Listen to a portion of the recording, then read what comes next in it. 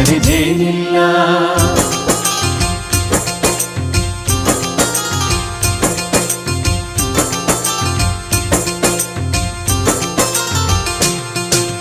ಕಹಿಯನ್ನೆಲ್ಲ ಮರೆಯಬೇಕಯ್ಯ, ಅದ ಮರೆಯೋದಕ್ಕೂ ಮರೆವು ಬೇಕಯ್ಯ. ಮರೆಯೋ ವರವೇ ಇಲ್ಲದಿದ್ದರೆ ಮನಸ್ಸೇ ಕುಡಿದ ಮಂಗನಂತಯ್ಯ.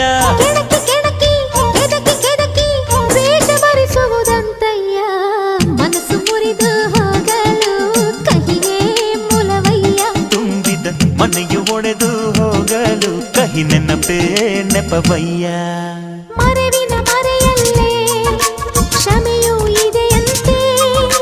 ಮರೆವಿನ ಮರೆಯಲ್ಲೇ ಕ್ಷಮೆಯೂ ಇದೆಯಂತೆ. ಕ್ಷಮಿಸಲು ಕಲಿ